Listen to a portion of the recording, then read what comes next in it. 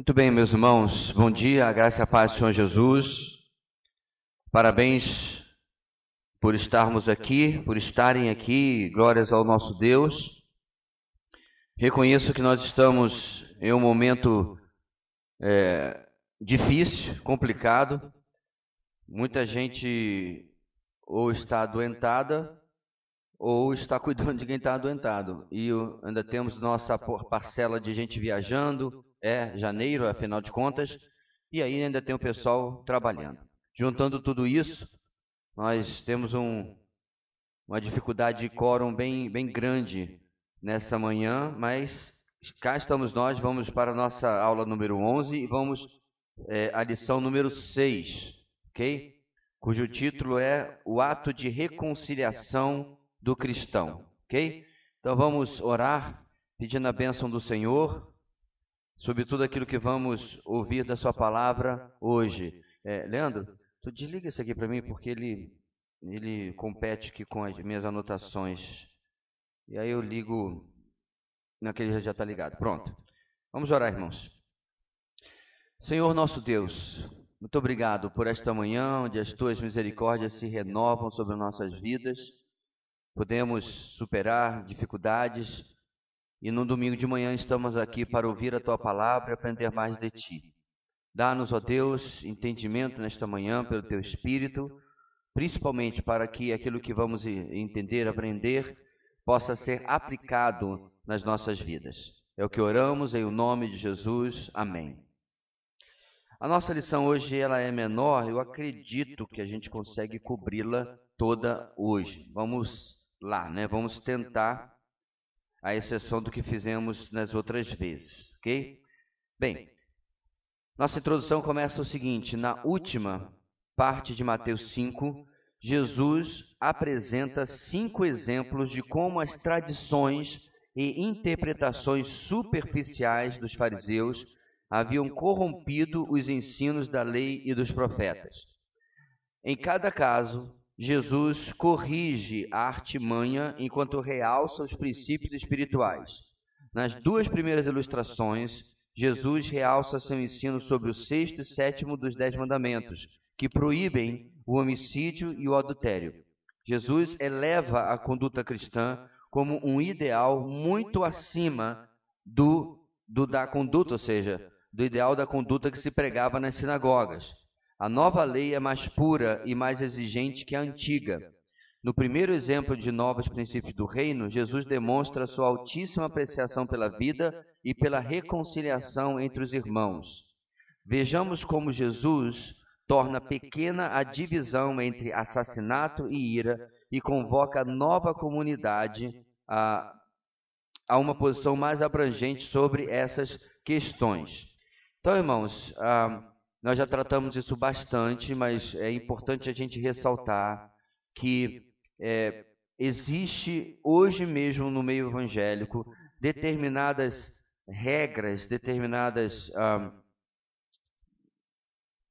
entre aspas, doutrinas, porque o pessoal chama de doutrina, que o único probleminha, e não é um probleminha, é que não tem base bíblica. E as pessoas avaliam a sua espiritualidade através disso. Eu já citei, já expliquei, como que durante muito tempo eu aprendi, por exemplo, que crente não bebe porque beber é pecado. E aí quando você vai descobrir em algum lugar na Bíblia dizendo isso, você não encontra. Mas se você perguntasse a geração de 25, 30 anos atrás, ou não é, irmã, que a gente ouvia? Crente não bebe porque beber é pecado. E aí você entra em parafuso, porque você abre no final do Evangelho e Jesus está pecando. Irmãos, o negócio é tão enrolado que quando eu era mais novo, alguém surgiu com a seguinte explicação: não, é que no grego, essa pessoa provavelmente não sabe nem o alfabeto grego, quanto mais ler grego. No grego não é vinho, é suco de uva. Não, não é. Então, as pessoas inventam coisas para justificar a sua doutrina errada. E aí eu abro sempre aquele parênteses. Eu não estou fazendo apologia do álcool. Na verdade, eu sempre digo o seguinte: Eu conheço trocentas pessoas que disseram, depois que eu parei de beber, a minha vida melhorou muito. E eu não conheço nenhuma que tenha dito, depois que eu comecei a beber, a minha vida melhorou. Então, a minha recomendação é que você seja abstenho completo. Mas eu não posso inventar uma doutrina aonde não existe uma doutrina. Eu não posso inventar uma coisa. Alguém uma vez ficou escandalizado quando descobriu que Spurgeon fumava charuto. Quase caiu da graça, quase perdeu a fé, abandonou o cristianismo. Como o príncipe dos pecadores, não, o príncipe também, o príncipe dos pregadores, porque, irmãos, tem se criado usos e costumes por questões culturais. Não era a situação dos fariseus, eles criavam e inventavam por pseudo-justiça, ok? E eu estou fazendo comparação porque eu sou de uma geração que se você passava, né? E via o irmão tomando ali um chopp, pronto, abandonou a igreja, desviou da fé, chutou o pastor, fez de tudo. A conclusão era óbvia. De novo, eu não estou dizendo que você deve estar em algum lugar com um copo de... Esse não é o ponto. Eu espero que vocês estejam entendendo, e você que está me assistindo depois também, que eu estou usando este exemplo. E eu poderia usar outras coisas também, não na igreja batista, mas mulher de Deus que é mulher de Deus não usa calça. Eu sou dessa geração, irmãos. Então, várias situações eram criadas para qualificar a espiritualidade de uma pessoa ou não. Jesus está fazendo a mesma coisa, por quê? Lembra que os fariseus dizem, Senhor, os discípulos de fulano e Beltrano, e todo mundo jejua, e os seus? Eles queriam que os discípulos de Jesus cumprissem a agenda religiosa, a agenda espiritual, lavar as mãos e tudo mais. E eu já expliquei para vocês que isso persiste até hoje. Para orar no monte, no muro das lamentações, você tem que lavar as mãos antes. E tem que cobrir a cabeça. Né? E como a minha sábia sogra me ensinou, na terra de sapo, de cócoras com ele. Então, eu fiquei olhando, né? É que nem aquele cara que vai no restaurante chique e não sabe qual talher usar. Aí eu fiquei olhando, aí eu vi que você não coloca a mão debaixo da torneira, você coloca a água em um recipiente, e a água do recipiente você joga sobre uma mão, depois você joga sobre a outra, e não tem sabão. É um ato cerimonial, não é higiene por si. Senão era mais fácil botar álcool gel 70% ali, né? Ou criolina. Se fosse realmente para matar tudo, tinha coisa melhor do que água para botar ali. Não, é uma cerimônia. E eu botei o meu kipar, né? Aquele chapeuzinho redondo que o judeu usa. Que eu não pude respeitar a tradição, mesmo que para mim não tenha significado nenhum. Mesmo que eu tinha, inclusive, ido no banheiro, já tinha lavado minhas mãos. Mas vou lavar de novo. Por quê? Esse é o costume. Mas para mim, meus irmãos, eu não fiquei mais santo, menos santo. Aliás, eu também não estava mais santo, menos santo, porque eu estava orando no Muro das Lamentações. Ali foi algo muito mais pessoal e uma realização pessoal do que qualquer coisa. Então, é importante nós entendermos o que Jesus está falando aqui. Eu sempre disse, meus irmãos, que era complicado ser israelita no Antigo Testamento por causa das leis cerimoniais.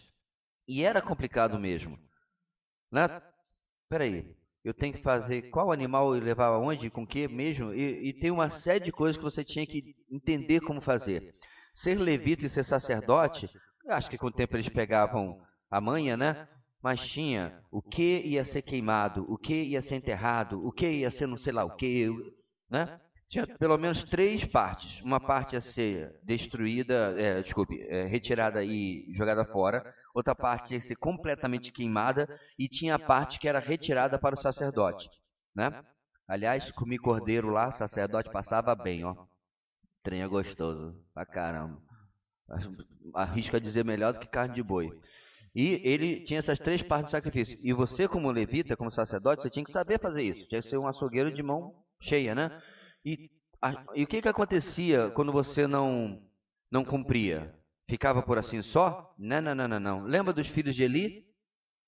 Os filhos de Eli não queriam que a carne fosse passada pelo altar pelo fogo. Eles queriam a carne crua para cozinhar por si só. E aí eles eram repreendidos mais ou menos pelo pai, que meio que passava a mão, né? Passava pano, mas foram repreendidos por Deus e rejeitados. E aí é que entra quem na história, irmãos? Samuel, exatamente. Né? Porque os filhos de Eli, depois todos são mortos porque eles estavam banalizando o sacerdote. Então, vê, irmãos, não era brincadeira, não. Agora, na questão cerimonial que nós não temos mais, é muito melhor ser cristão, sem dúvida nenhuma. Bem, em tudo é melhor ser cristão. Mas não temos a questão cerimonial. Mas o que Jesus faz no texto? Calma aí, a coisa não ficou tão mais fácil, não. Porque agora, você não precisa de fato ir com uma pessoa que não é seu cônjuge para a cama para adulterar. Só aqui já adulterou. Você não precisa de fato meter uma faca em alguém para assassinar. Só aqui já assassinou. É como a nossa introdução está dizendo. Jesus pegou a barra do padrão e colocou lá 1,90 m. Pula agora. E é por isso que nós precisamos da graça de Deus. Ok? Então é importante nós entendermos essa separação, o valor nenhum que tem a cerimônia externa, a religiosidade externa, se não for acompanhada de uma postura interna. E mesmo quando é assim, não pode ser essa postura interna, o que seria obviamente autocanceladora, né? Motivo de vaidade, motivo de orgulho. Entende? Não pode ser algo que eu me veja dessa maneira. Bem, continuando aí, vamos ver alguns objetivos, irmãos, para a nossa lição. Saber, compreender o alcance que não matarás, por exemplo, tem. Ou seja, muito mais do que apenas você matar de fato alguém. Sentir, aperceber-se das ações que possivelmente você pratica e que estejam no âmbito destes mandamentos. Ou seja, você não está fazendo externamente, mas internamente é isso que está acontecendo no seu coração. Agir, comportar-se desde o íntimo de maneira a ser diferente do que Jesus descreve no versículo-chave. E aí você vai entender agora porque a gente vai para a nossa leitura. Vamos lá, irmãos? Capítulo 5, 21 a 26. Vamos ler juntos para você terminar de expulsar esse espírito de cama e acordar de vez, ok? Vamos lá.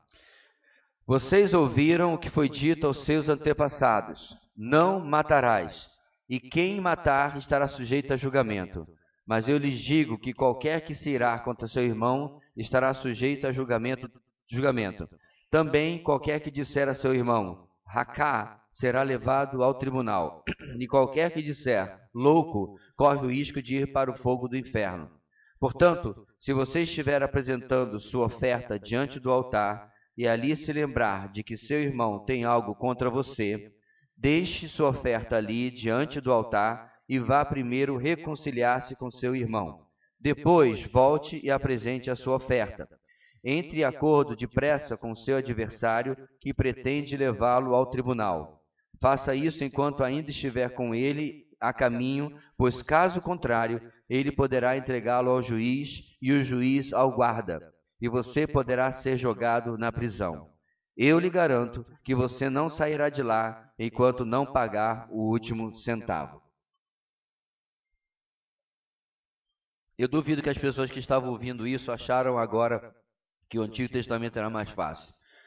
Bem, vamos lá, irmãos. Primeiro dos pontos da nossa lição. O autocontrole deve vencer a ira. O autocontrole deve vencer a ira. A lei de Moisés proibia matar, isto é, cometer homicídio. E aí estão os textos. Êxodo 20, 13, são os 10 mandamentos que você conhece, e eles são repetidos em Deuteronômio, que inclusive o título do livro é Segunda Lei. Certo? Ela é repetida para a geração que nasceu, que tinha menos de 20 anos quando saiu do Egito e não morreu junto com a primeira geração.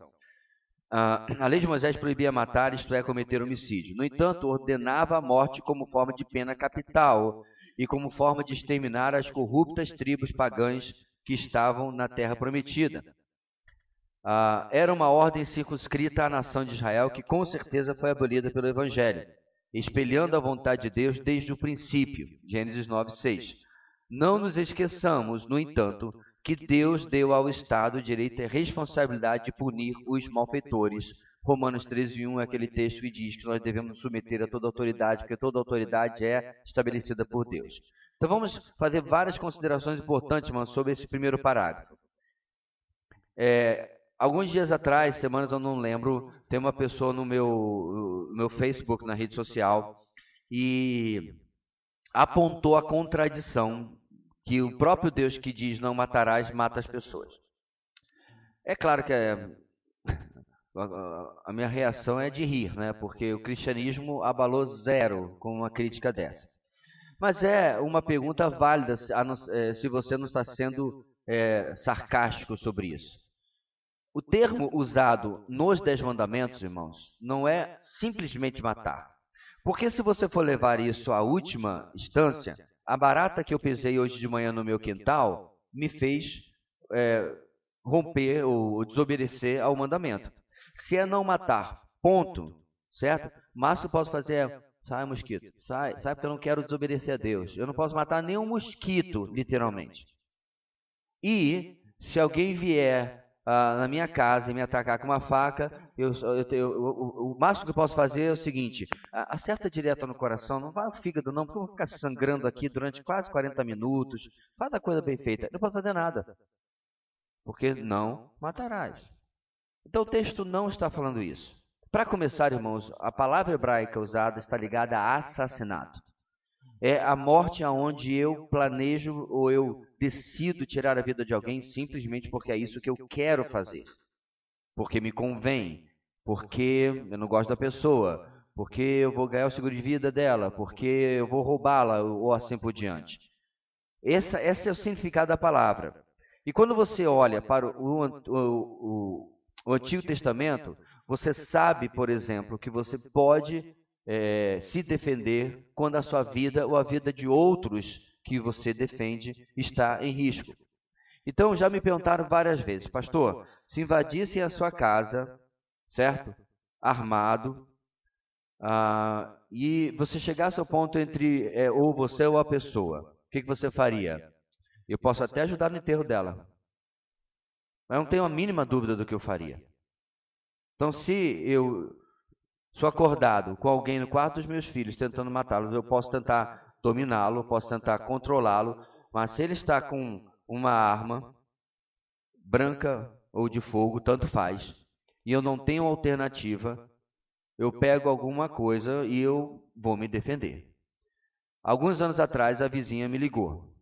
Ela morava sozinha na época, depois ela morava com o marido dela, anos depois, mas ela morava sozinha. Aí nós tínhamos o telefone um do outro por uma necessidade, um problema, né? Aliás, até porque tinha que resolver coisa de vizinho, folha que caía lá, galho que tinha que ser cortado, etc. Aí ela liga. Aí eu falei, Leila, é a vizinha, tem alguém no quintal dela. E aí o que eu vou fazer? 190? Aí já chama também o IML para aproveitar, né? Tem condição, irmãos. No filme é uma maravilha, a polícia chega em 3 minutos. Na vida real, não temos uma viatura perto da sua. E lá fui eu, né? Ela abriu o portão no controle, lá entrei. Aí pela lateral da casa, eu anunciei: olha, tô chegando, estou armado. Com um pedaço de pau. Era o que eu tinha. Não deixa de ser verdade. Alguém já levou uma perna mancada? Ah, já levou sim. Desculpe. Eu não menti. Eu só vi o vulto pulando pelo muro lá atrás, né, para o outro vizinho. E aí ele continuou pulando e foi-se embora, porque eu fui avisar e não tinha mais ninguém. Vou fazer o que, meus irmãos? Vou deixar a moça ser estuprada, ser morta, sei lá o quê? Não existe. Então não é isso que o texto está falando.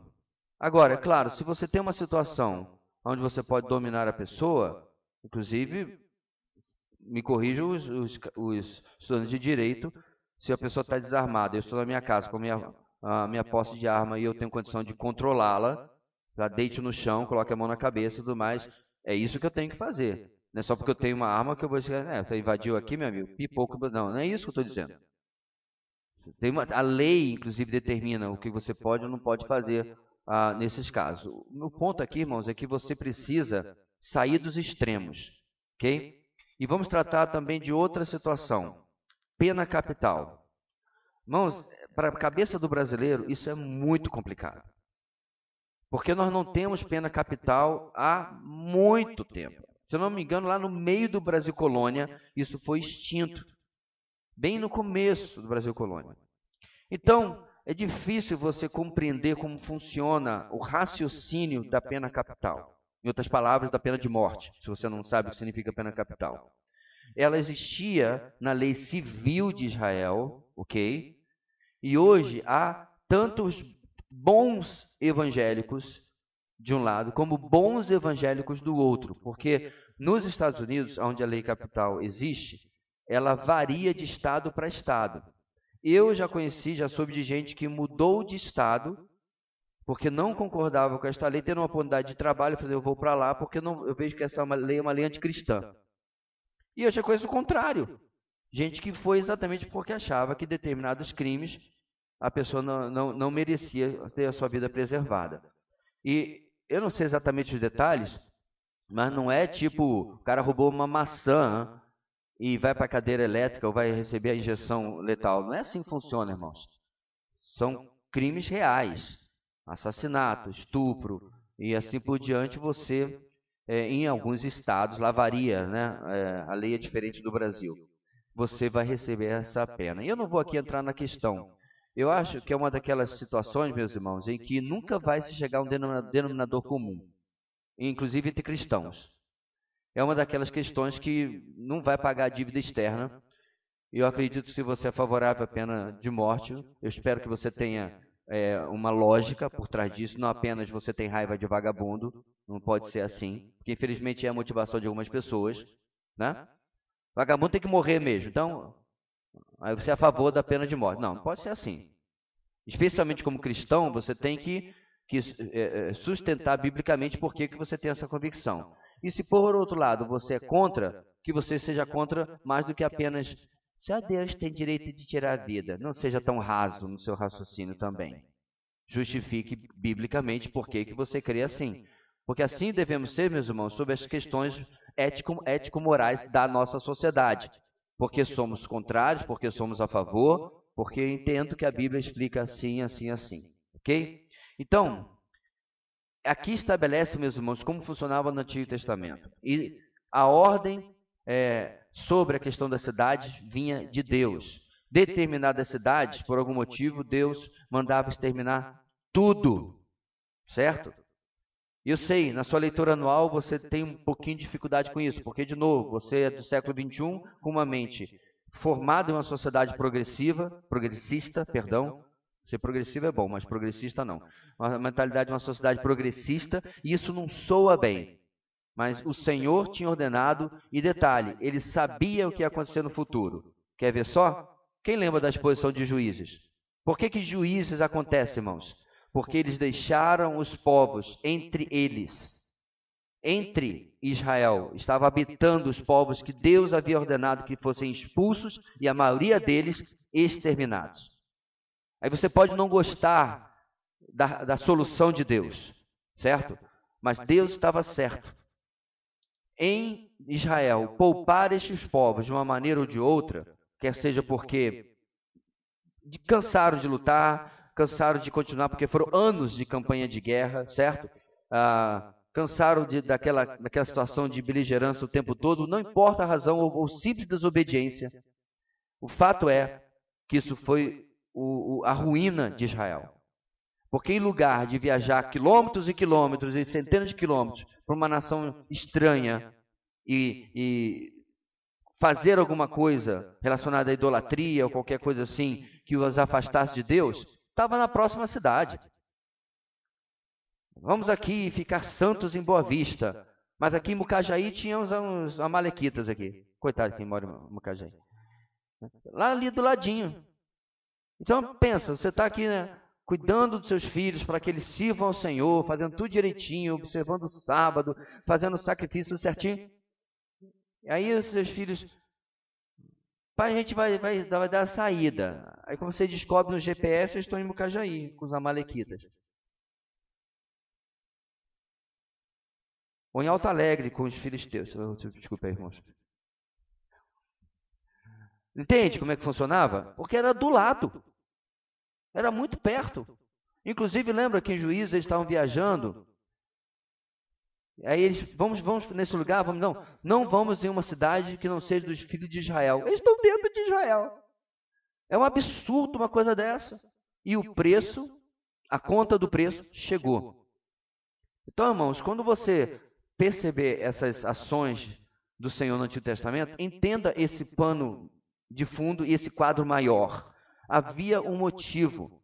Pastor, mas não tinha como conversar? De novo, é só a mentalidade progressista do século 21. Eles tiveram, irmãos, 400 anos de tolerância. Vamos voltar lá na exposição de Gênesis, quando Abraão, certo? É dito para ele que a descendência dele vai ser retirada para o Egito durante 400 e tantos anos. Qual é a razão que Deus dá? Porque não se encheu a medida da iniquidade dos amorreus. Deus deu 400 anos de tolerância, não foram 40 dias nem 40 anos. Tá? E eles, em lugar de se aproximar do Senhor, eles se afastaram ainda mais. Para se aproximar? Sim. Eu já expliquei também, meus irmãos, que o conhecimento de Deus, ele não é como assim, só tivesse Abraão e o seu clã e ninguém soubesse quem era Yahweh. Não era bem assim. Várias daquelas religiões foram corrupções da fé primeira, que vem lá do início da criação. Foram alternativas que foram sendo criadas porque eles não queriam servir a Deus. Ok? Então, Deus tinha muitos motivos para fazer o que ele fez e ordenar o que ele ordenou. Continuando, irmãos, próximo parágrafo. Os escribas e fariseus achavam que, não cometendo homicídio, estavam cumprindo todo o sexto mandamento.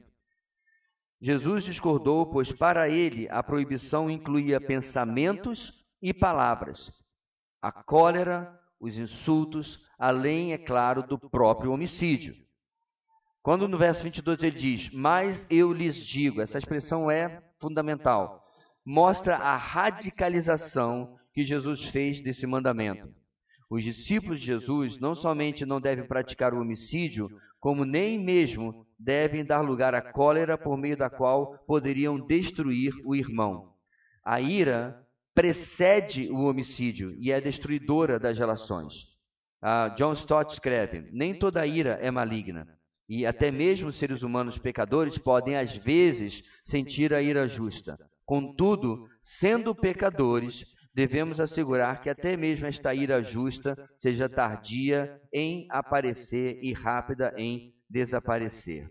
Nós precisamos compreender, meus irmãos, que é óbvio que há pessoas, e eu acredito que aí já é um nível de... Só um minutinho, irmãos. Há um nível de sociopatia aí, quando alguém é assim, quando mata alguém friamente, né? Como a gente vê às vezes no filme, o camarada tá comendo um hambúrguer e tal, e dá um tiro num, dá um tiro... Não, isso é Hollywood. O assassinato em si é um momento de alteração pessoal. Então Jesus, ele de forma muito inteligente diz, vá antes do ato da violência. Aonde ele surge? Na ira que está no coração. Então, quantas vezes, meus irmãos, assassinatos foram feitos porque homicídios foram cometidos porque a pessoa perdeu a cabeça, né? Uma pessoa traída. Aí pega o revólver, vai atrás de... Porque é o chamado crime de paixão, né? Crime passional, porque perdeu a cabeça. Ou estava numa briga e o outro ousou xingar a progenitora do outro, aí perdeu a cabeça e lá vai dar uma facada. Não adianta, você vai explicar diante do juiz que você não perdi a cabeça e tal, mas a ira não foi controlada. E aí Jesus vai antes, porque veja bem, meus irmãos, Não é uma tarefa simples. Não é mesmo. Qualquer um de nós sabe. Meu irmão, se você jamais se irou na sua vida, eu sinceramente acredito que a sua questão não é santidade. Você tem algum problema químico. Você é incapaz, entende? Quimicamente no cérebro dessa sensação, porque ela é, infelizmente, extremamente humana. Esta semana, a antessala do inferno fez a gente ir para lá e para cá, e para lá e para cá para ver documentação. Eu já estava contando até 10, e aí resolvi chegar até 20.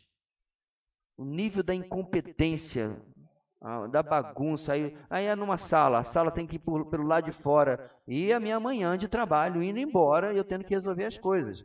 Para aqueles não familiarizados com a antessala do inferno, é o departamento de trânsito, o Detran. E aí a gente chega na clínica, a clínica não está atendendo por causa da pandemia. Mas aí ela não foi informada. Aí você, meu senhor. Aí você pensa no exercício de respiração para se acalmar. Tudo é motivo, se você não ver da perspectiva correta, de você se irar. Alguém lhe fecha no trânsito. Ou alguém, você está no seu atendimento, na sua repartição, na sua empresa, e alguém é assintoso com você. Como que a gente controla essas situações, irmãos? É impossível. É a velha história que é impossível que eu impeça que um passarinho literalmente faça caquinha na minha cabeça. Mas eu posso impedir que ele faça um ninho. Então, ele passou e, né, na cabeça, nome, e trocar de camisa. Acabou, segue a vida. Mas ele desce, aí traz um raminho, aí traz outro, eu vou deixando, e aquilo eventualmente se torna algo que eu não consigo controlar. Mano, deixa eu dizer uma coisa para vocês, sério. A ira, eu acredito que depois do problema com a sensualidade, é um dos piores problemas da santidade humana. Eu digo depois da sensualidade porque talvez a gente não consiga perceber que é ao contrário, porque as pessoas escondem. Mas pelo número de problemas que a gente vê em relação a sexo, a adultério, fornicação, etc., eu suponho que esse problema seja maior. Mas talvez seja errado. Talvez você seja muito bom em esconder que você por dentro está doido para quebrar o pescoço do fulano. Mas você faz isso com muita classe. Você peca com muita classe. Você sorri. Mas por dentro você está querendo, né? Que o pescocinho dele fosse de galinha e você, pastor, mas você está falando dos incrédulos, né? Queria eu, meus irmãos, está falando apenas de quem não conhece a Cristo. E deixa eu dar uma adiantada aqui. Talvez os mais novos estejam assim, eu não sei do que ele está falando, a vida é tão boa, estou tão tranquilo, tudo é tal. Espera. Espera a vida adulta. Sabe essa vida adulta que vocês, juniores, adolescentes, jovens, almejam, né? Aí eu vou ser verdadeiramente livre, vou ser verdadeiramente feliz, eu vou... Espera. Aí você vai ver, meus irmãos, como que as coisas que são boas da vida trazem a sua carga de peso e desafio. A mesma criancinha que você, né, fica tão satisfeito de ver aquele negocinho com dois risquinhos. Agora está todo mundo botando no Instagram, né? Detalhe, alguém fez xixi naquilo, mas tudo bem. Aí, mostrando resultados de gravidez e tal. Mesma criancinha que você pega tão feliz no hospital e cresce e tal, logo, logo será a sua fonte onde você vai precisar de autocontrole. Porque você não buscou um santo, no sentido pejorativo da palavra, na maternidade. Literalmente, meu querido, quando você for olhar lá na incubadora ou no quarto, no bercinho, Olha só que esse filhote pecador, coisa linda. Porque é exatamente isso que é. São muitas alegrias, mas logo nós começamos a perceber o pecado manifesto na próxima geração. E o que o pecado faz em nossos relacionamentos, irmãos? Uma das coisas é provocar a nossa ira. Se eu dissesse para você as coisas que minha mãe já ameaçou a gente quando a gente era pequeno, se eu for aí, eu esfolo um. Minha pele continua no mesmo lugar, graças a Deus. Era só o quê? A frustração de uma mãe que está cuidando da casa, que trabalha fora, e tinha 3 em casa. Mãe, olha o André. Mãe, olha o Júnior. Mãe, olha o... E aí você tem conta para pagar, e você tem compromisso para fazer, e menino falando no seu ouvido. Aí tinha essa, né? Se eu for aí, eu vou esfregar a sua cara. Eu voltava para procurar de novo, para ver se na segunda tentativa eu encontrava e a minha cara não era esfregada naquilo que eu estava procurando. Teve uma vez que mãe, eu ainda não encontrei. Agora eu mato um. Tô precisando mais não. Desisti. Nem sei o que era. Dona Eunice era assustadora na época aí. Hoje eu entendo quais eram as épocas que ela era mais assustadora. Né? Mas precisei casar. É a vida, meus irmãos. Então Jesus não está exagerando. Conhecedor da mente humana, ele fala assim, aprenda a controlar-se. Para que você nunca tenha que lidar com uma situação muito mais grave, né, de tirar a vida de alguém. Pastor, mas e se eu passar minha vida inteira irado, mas eu não consigo matar uma mosca, como é que eu vou tirar a vida de alguém? Esse não é o ponto. O que Jesus está dizendo é, para mim, que sou seu Deus, isso aqui já é relevante. E você tem que tratar isso aqui. Você pode ser, né, da paz, anti-armamentista, se você quiser, pode ser o que você quiser, né? Até faca para fazer carne você usa de plástico, de tão da paz que você é. Não sei se funciona, mas tá bom. Entendeu? Esse não é o ponto. Se você continua tendo lutas com ira. Inclusive, eu não sei se ainda tem, mas tinha um livro muito bom do Nutra. Bem, tá bem assim, ira. Não tem como confundir o livro. Ainda tem esse livro aí? Já acabou, né? Ele era muito bom. Mas está na hora de a gente renovar nosso estoque na livraria da editora Nutra. E o livro trata exatamente sobre isso. Porque, irmãos, veja bem. O que é de fato o pecado da ira? É um pecado de controle. Tá? As coisas não estão saindo como eu gostaria. No caso que eu mencionei, eu tinha que fazer aquilo, a habilitação do Esdras, porque ele tem que tirar a habilitação dele, né? Tinha que fazer aquilo. Mas eu queria que acontecesse do meu jeitinho. Como? Chega lá e as portas se abrindo. Você veio tirar a habilitação do seu filho? Não, por favor, sente aqui. Vamos esperar todos. Ele vai ser atendido. É isso que de fato eu quero. E tudo desse certo. Chegasse lá, que a clínica não fosse do outro lado da cidade. A clínica é bem aqui, irmãos. Eu estava lá letrando, aí me manda para uma clínica bendito do sistema, que fica bem para cá. Aí quando eu chego aqui, ela está fechada.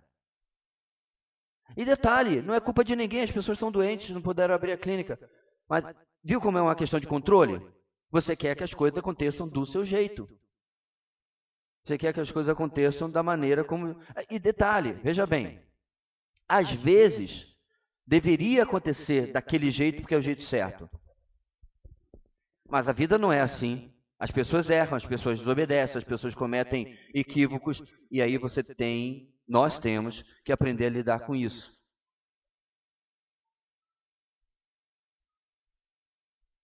O pecado da ira, meus irmãos, ele tem um antídoto na soberania de Deus.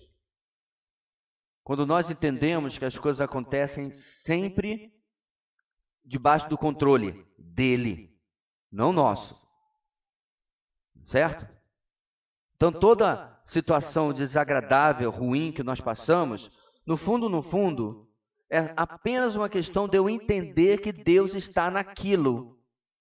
de uma forma ou de outra. Ora, vamos para a nossa exposição de hoje à noite, certo? As coisas da vida de José, meus irmãos, não foram de uma semana para outra. Foram anos. Anos esperando as coisas acontecerem. Então, spoiler de hoje à noite, quem que manda José para a prisão? Quem, irmãos? Hã? Ah, estão aprendendo, viu? Deus, não é Potifar. Potifar foi o meio humano para isso acontecer. É que teve uns que erraram, fala Potifar, mas tudo bem. Dá para entender. Deus manda José para a prisão. E você sabe o que vai acontecer no capítulo de hoje? Você já leu isso na sua leitura anual? Amém? Ah, ok. Não estamos começando bem, estamos em janeiro. Quem esquece José na prisão? É o padeiro e o copeiro? Não. É Deus. Você acha, meus irmãos, que o Senhor não tinha condição de cutucar o camarada ali? Você não está esquecendo de nada, não?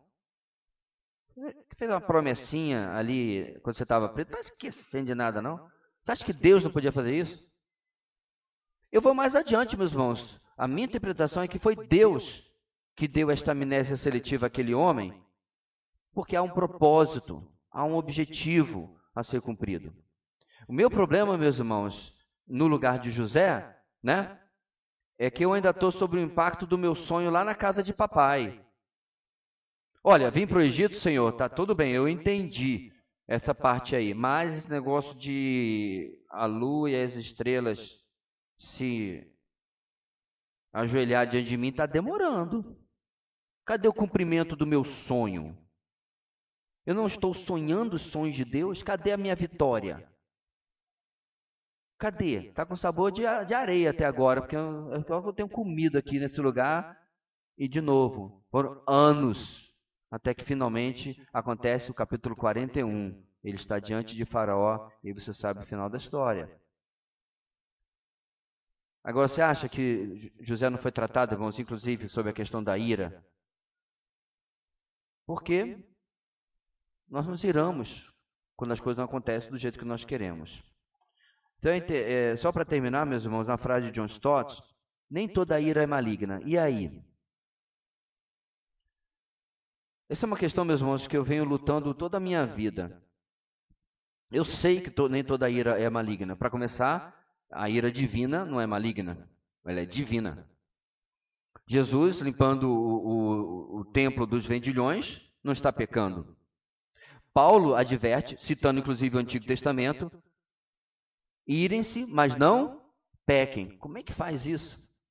Existe, meus irmãos, uma dimensão santa em que eu posso estar indignado com alguma coisa, mas os meus sentimentos não se deturpam de maneira a eu, lembra, querer quebrar o pescoço só um pouquinho, esganar a pessoa. E aí como é que eu faço? Eu e você temos que determinar quais áreas da existência humana eu consigo ficar de um lado e quais eu não consigo e eu caio para a ira pecaminosa. Por exemplo, algumas pessoas não deveriam entrar em debates políticos, inclusive cristãos, porque eles perdem a cabeça, eles perdem até a dignidade da sua posição, né? E partem para chutar a canela do outro. Esquece a bola, como a gente diz no futebol, e já parte para a canela. Então, meu querido, tenha a sua posição, informe-se. Quando chegar no final do ano, você vota em quem você quiser votar.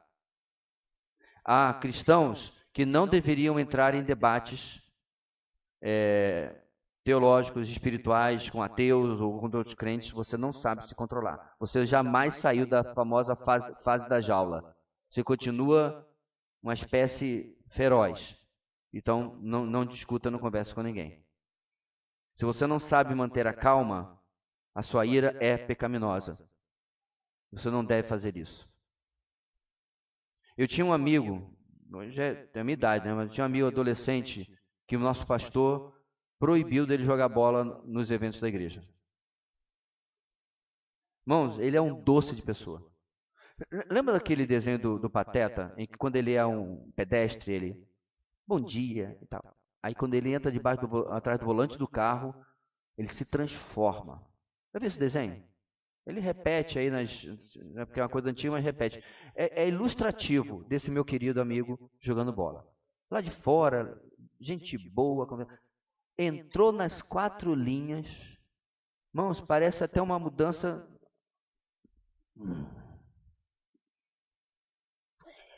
Gesticulava, ele só não falava palavrão, mas de resto, você não conseguia ficar sem brigar. Um único jogo. Beira um comportamento patológico, um negócio desse. E aí, meu pastor bateu o martelo. Fulano, você quer ir para o retiro da igreja? Vai. Você não vai jogar bola. Eu nem sei se o pastor tem esse direito, mas ele fez. Ponto, meus irmãos, é que essa é a área da vida dele que ele não tem condição. Ele não consegue ser uma pessoa normal. Talvez você tenha a sua área aí. Pastor, eu não consigo assistir novela, porque eu fico brigando com a televisão e eu jogo coisa. Então não assista. Não serve para nada mesmo. Sei lá qual é a sua questão. Agora, o problema, meus irmãos, é que tem áreas da vida, né? Eu não consigo ter calma com os meus filhos. Ah, você vai ter que buscar mais a Deus e encontrar, porque vai fazer o quê? Vou jogá-los fora. Não. Há situações da vida que você não tem simplesmente que contornar. Você pode deixar de jogar bola, né? Você pode deixar de falar de política, pode deixar de falar de teologia com as pessoas, de defender a fé cristã até, se você não sabe fazer do jeito certo, mas você não pode sair de uma relação. Não é, meu cônjuge, minha esposa, meu marido me tira do sério. Aprenda então a ficar dentro do sério. Qual a alternativa? Não vamos para o casamento moderno. Eu vou morar numa casa, ele vai morar na outra, ela vai morar na... Não, isso não é alternativa. A alternativa é resolver. Por que eu me chateio tanto? Por que eu me iro tanto com o comportamento do outro? Porque, aliás, meus irmãos, deixa eu ver se tem aqui alguns dos casais. Coincidentemente, tem uns casais... Ah, tá, sentar o Thales aqui, então vai ficar de cobaia. Os casais que eu aconselhei ultimamente aprenderam o óbvio, que a minha responsabilidade é o meu pecado e não o pecado do meu cônjuge, que pode inclusive ser real e está existindo. A minha responsabilidade é porque que eu respondo pecaminosamente ao pecado que é cometido contra mim. Pastor, mas o pecado está cometido contra mim. Isso não é seu problema.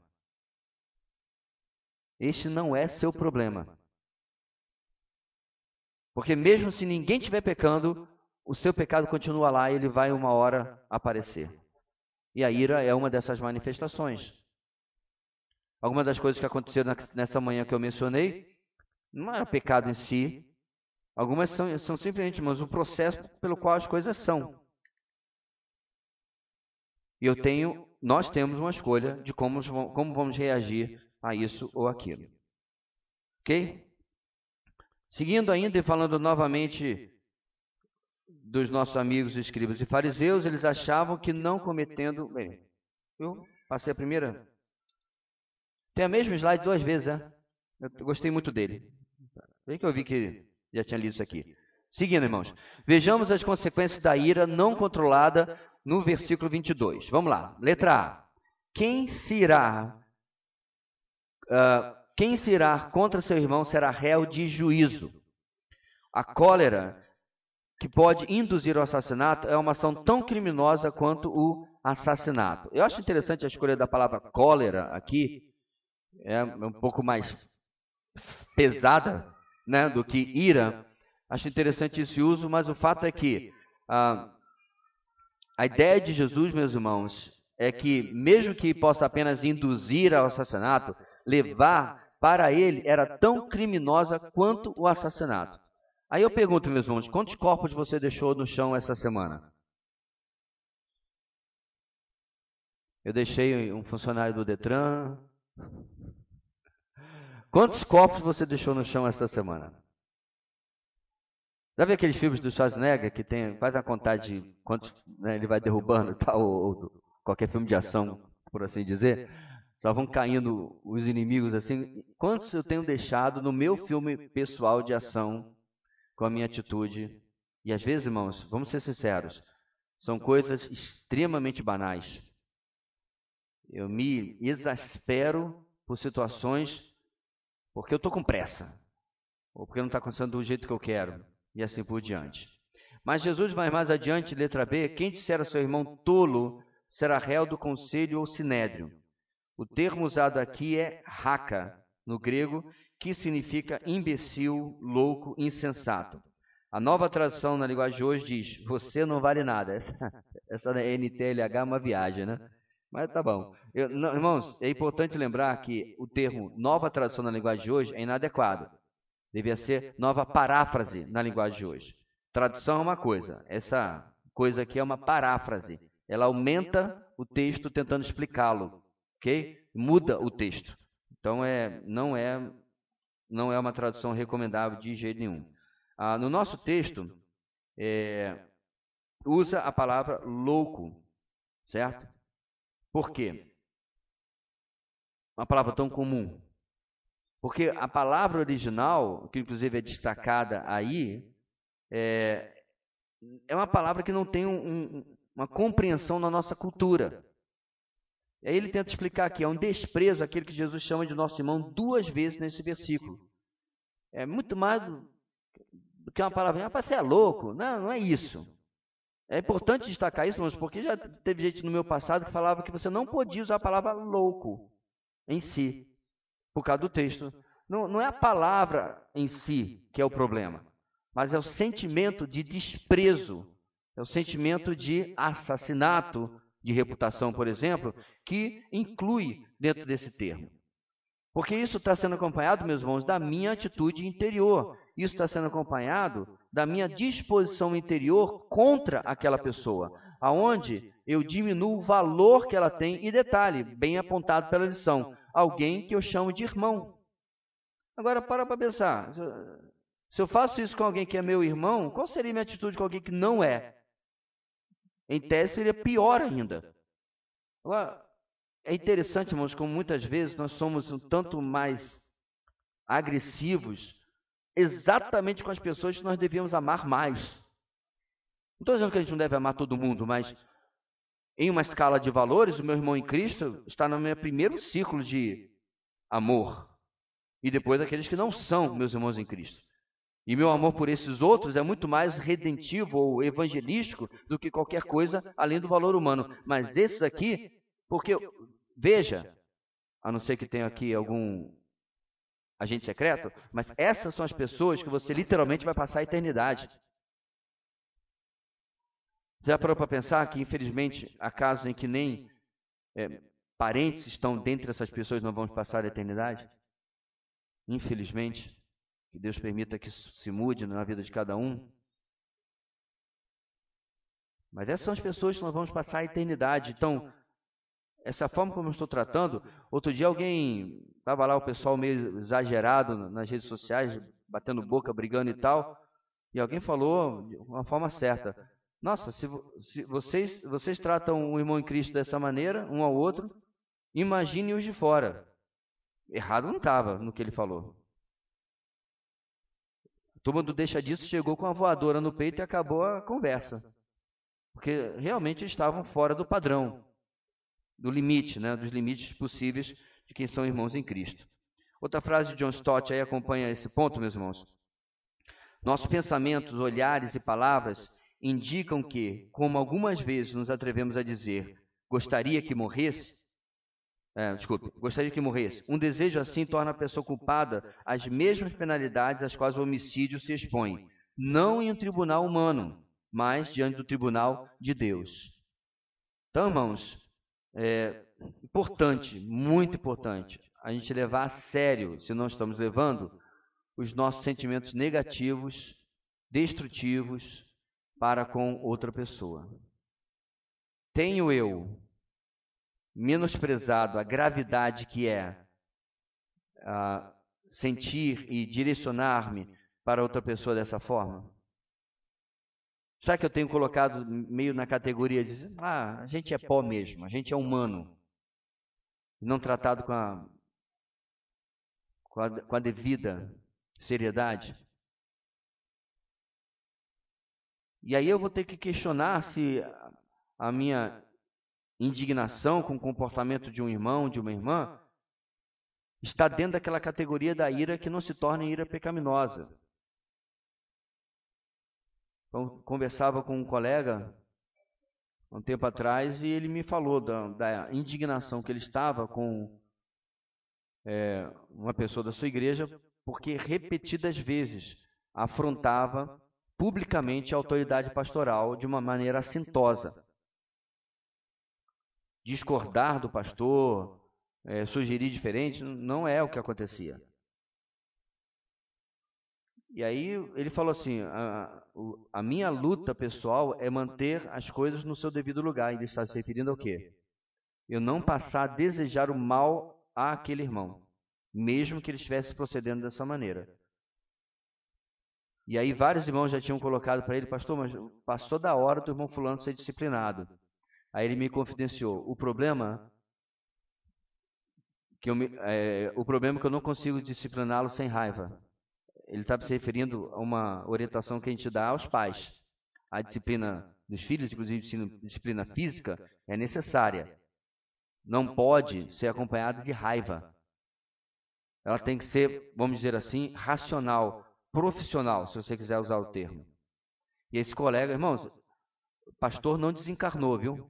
Ele é sujeito às mesmas paixões e dificuldades que você. E esse colega falou, meu problema é que eu ainda não equacionei a raiva, ele usou esse termo, e nós estamos usando ira aqui, ou cólera, eu não equacionei a ira dentro do meu coração.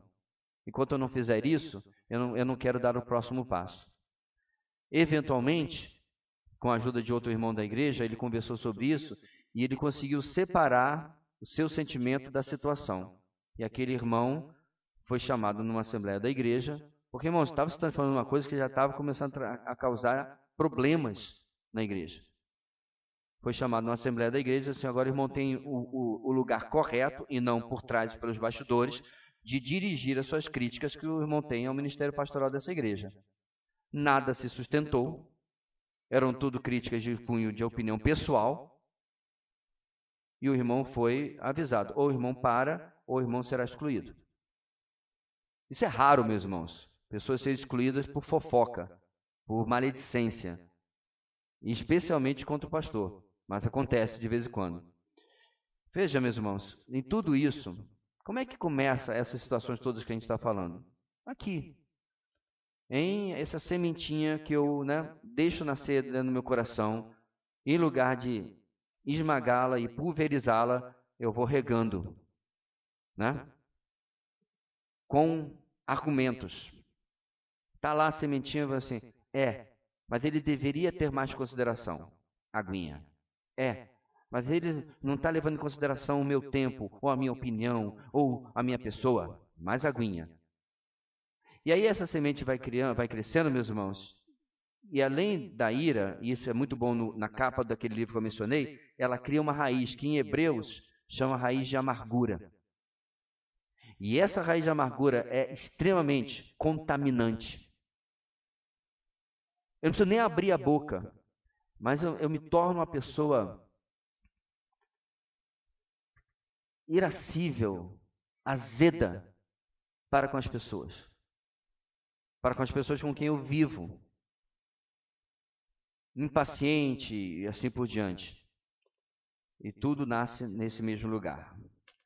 Mas Jesus ainda vai mais adiante, letra C. Quem disser a seu irmão louco será réu do fogo do inferno. Palavra louco tem o sentido de renegado ou condenado. O homem que diz a seu irmão que este está condenado ao inferno, está ele mesmo em perigo de ir para o inferno, a citação de Tasker. Assim, Jesus ampliou o sexto mandamento.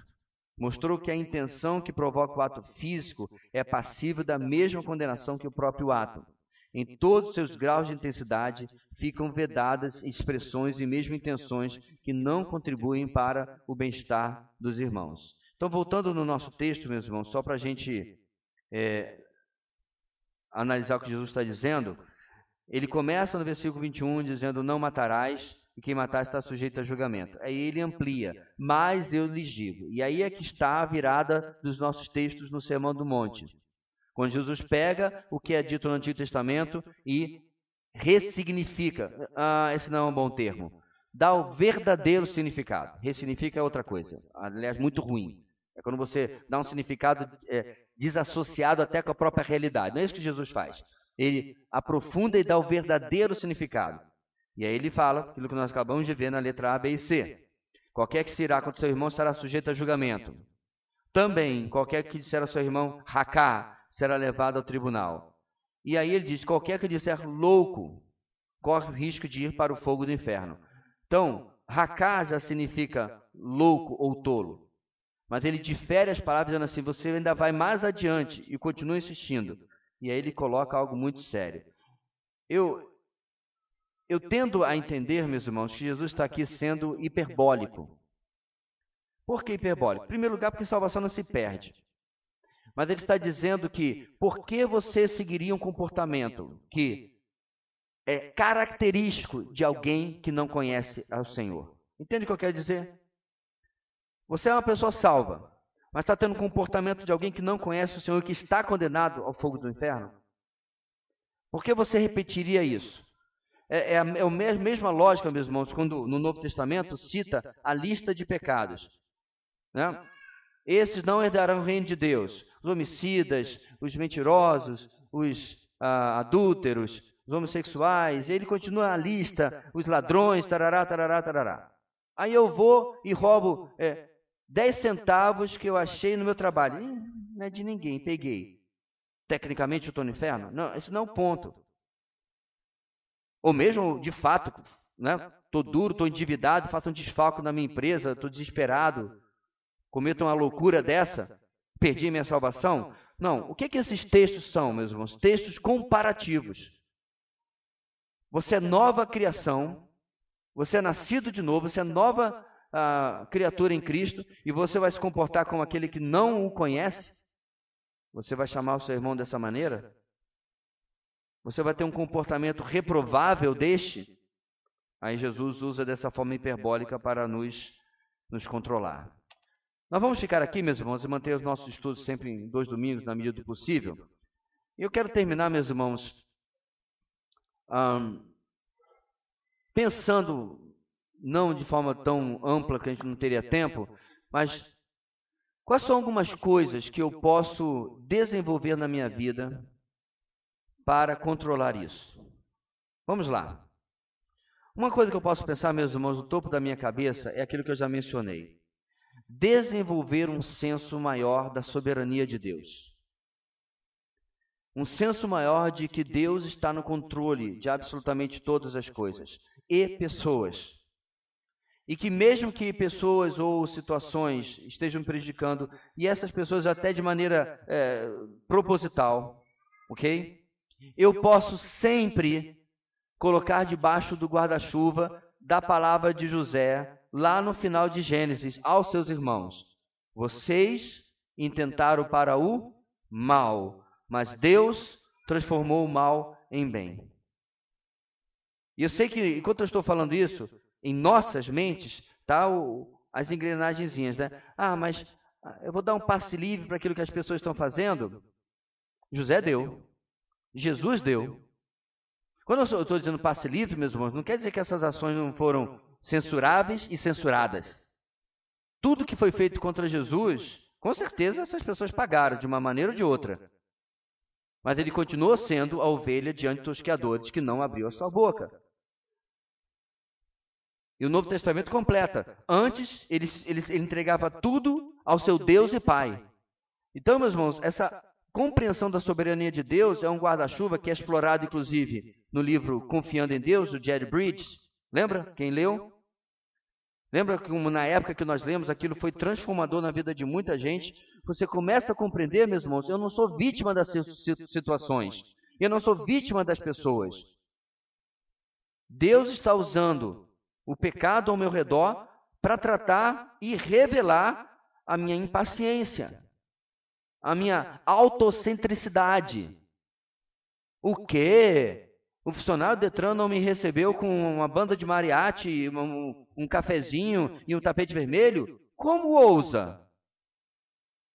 Porque eu acho que eu devo ser melhor tratado.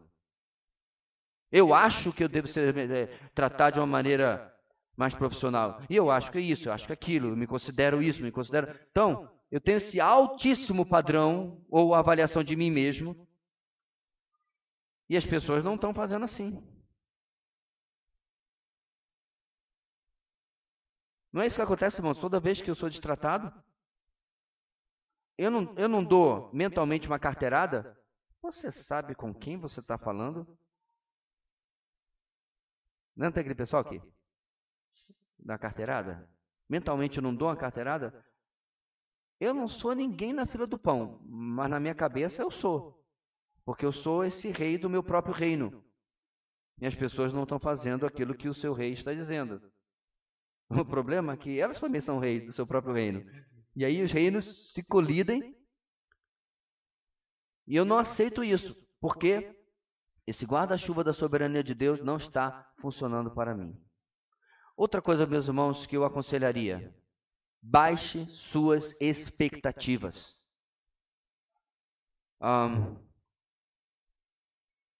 Quando nós temos um currículo, uma lista de como nós cremos que as pessoas devem ser, eu já estou programando para o fracasso. Primeiro, porque eu não posso obrigar ninguém a ser absolutamente nada. Segundo, que as pessoas não têm ideia desse meu currículo mental. Eu trato isso bastante no aconselhamento pré-matrimonial. E ontem eu falei mais ou menos isso na posse do pastor da Liberdade, que eles estavam dando posse a um pecador. Eu ainda confirmei com ele, ele confirmou. É pecador mesmo. Porque logo, agora estão na lua de mel, né? O pastor acabou de chegar, a esposa, duas filhinhas lindas e tal, tá uma maravilha, mas daqui a pouco ele vai pisar nos calos da igreja, como eu já pisei no de vocês várias vezes. E aí a lua de mel acaba, aí a gente vai pro dia a dia, pro casamento, né? Pro grampo no cabelo, máscara, bafinho de manhã, barba por fazer, vai pro dia a dia. Logo, logo eles vão perceber que o pastor deles tem uns pecados aí que nos incomodam, né? Como ele vai perceber que a igreja também tem. É normal no relacionamento. O que não é normal é quando a gente espera que as pessoas não sejam assim. Tinha um seriado... lembrei. Fantástica, não sei o que, não sei como é que é traduzir em português. Miss Maisel. É uma dona de casa toda recatada, década de 50, sei lá. Olha o que ela faz, irmãos, é a coisa mais engraçada. Todo dia ela acorda, presta atenção, não, todo dia o marido dela dorme, aí ela levanta, tira a maquiagem, lembra do bob de cabelo? Que usava antigamente? O que aconteceu com o bendito do bob? Acabou mesmo? Acabou? Ninguém mais quer enrolar o cabelo, né? Só, viu? O meu tá lisinho. Bob no cabelo e tal, botava um creme e ia dormir. E ela dormia assim, né? Claro, com a cara emplastada de creme, vai dormir como? Que nem um corpo assim. De manhã, antes do marido dela acordar, ela levantava, tirava todo o creme, tirava o bob, se maquiava. Ele só dormia para uma mulher toda produzida e só acordava para uma mulher toda produzida. Aquilo era surreal. Eu fico pensando se mulheres de fato já fizeram isso na sua vida, se fizeram, que coisa horrível. Mas qual é o meu ponto aqui, meus irmãos? Ela estava preenchendo todas as expectativas dele. A mulher, entre aspas, perfeita. Aí chegava do trabalho, né? Detalhe, aquele vestido da década de 50 tão bonito, né? Cinturinha, rodado e tal, toda arrumadinha. A vida real não é assim. Bem, talvez seja na casa de alguém, mas não está dentro da realidade. E nós fazemos isso não com maquiagem ou comida na mesa ou qualquer coisa assim, com as pessoas. E alguns fazem quando vão casar. Aí tem a sua listinha de como o meu cônjuge vai se comportar. Pastor, mas é pedir demais que a pessoa não vive pecando contra mim? É. Você não entendeu o que eu comecei a falar desde o começo? Você casou com um pecador. Você está congregando com pecadores.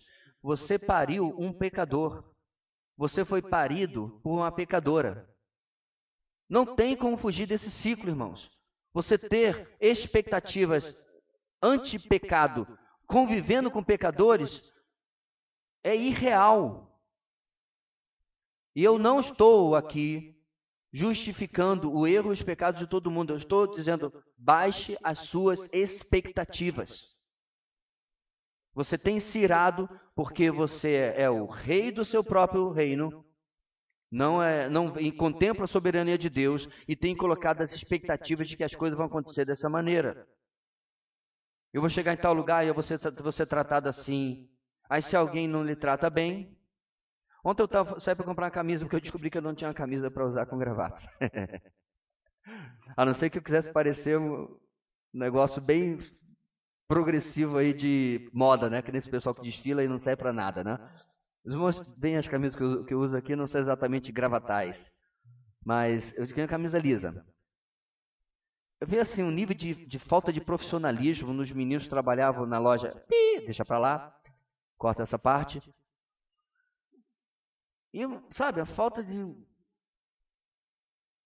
Se eu fosse o gerente lá, o dono lá, pode passar na RH.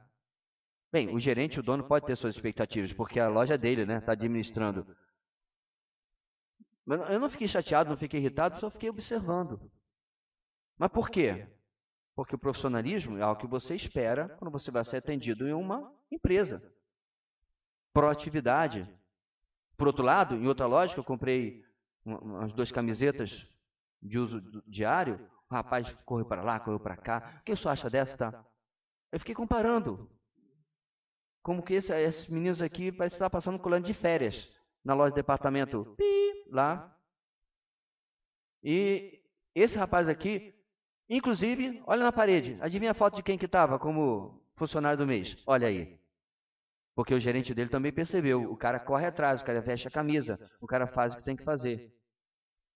Agora, meu irmão, o máximo que você pode fazer é observar. Agora, imagine se eu lá na loja ficasse irritado, chateado porque não preencheu a minha expectativa profissional de como se deve atender um cliente numa loja de departamento. O que eu ganho nisso? Apenas ficar exasperado. Baixe a sua expectativa. Como diz um amigo meu, crie galinhas, porque pelo menos você vai ter ovo toda manhã, não crie expectativa. Certo?